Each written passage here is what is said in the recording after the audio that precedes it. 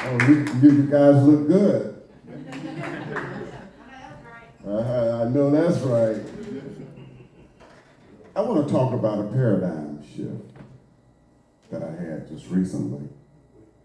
I don't know. I guess I've always been very naive and just didn't see a lot of things that probably were right in front of me.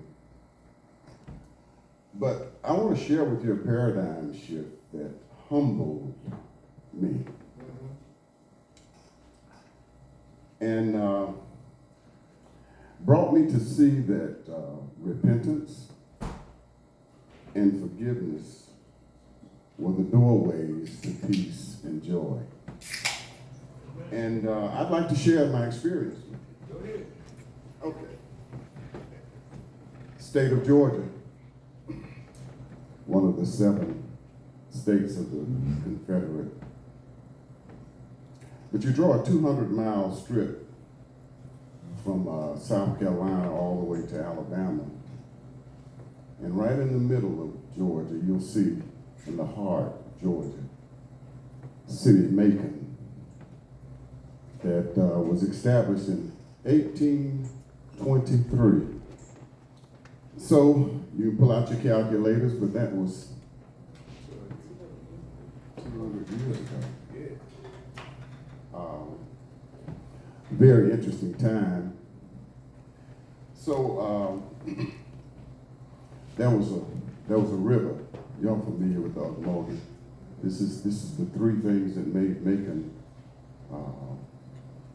so well known about: the river, the railroad, and the federal road, which they called I-75.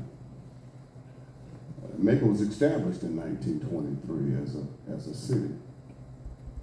And, interestingly, Macon named their streets going north to south. They named them after trees. And the ones that's going east and west, they named them with numbers. Poplar Street, of course, was one of the biggest streets, one of the widest streets in Macon. A very interesting location, and the building that you're sitting in, Grant's Lounge, was built in 1910. You've got 3 floors. There's a lot of individual rooms upstairs. My dad started his business here in 1971, and I've been coming down here ever since. Now it's over 53 years that I've been coming down, and of course when they had the bands here, I'd come up and get on the organ, and I had to wash the glasses behind the bar, and been up and down the stairs. Interestingly, there's been nothing upstairs in the last 50 years. Except we had on the 2nd floor, we had a little disco up there, but the 3rd floor, there's nothing up there. It's an empty building. It's an interesting place. A lot of interesting history. But I never knew.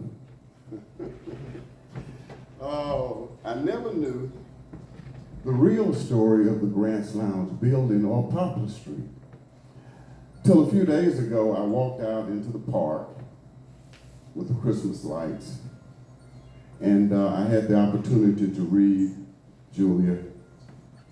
I don't know if you wrote it or who wrote it, but it was a plaque celebrating the 200-year celebration of Macon, and the name of it was Poplar Street Slave Markets.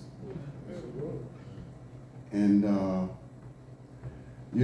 after being here for so long, and always, how people talk about ghosts, people talk about what happens upstairs and what goes on upstairs, but it's always been,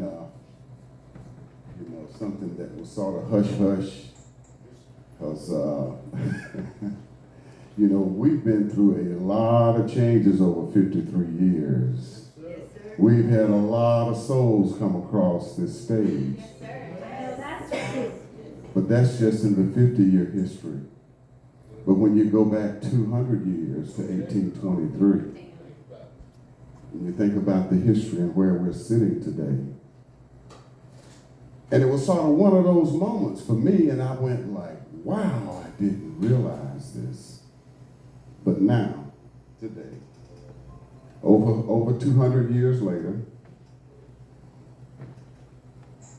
when you walk out the front door of Grant's, and you see the beautiful lights that Brian Nichols has put up, celebrating Christmas, and hear the beautiful music, and see all the smiling faces and all the laughter. Wow, it's amazing. Merry Christmas and Happy New Year.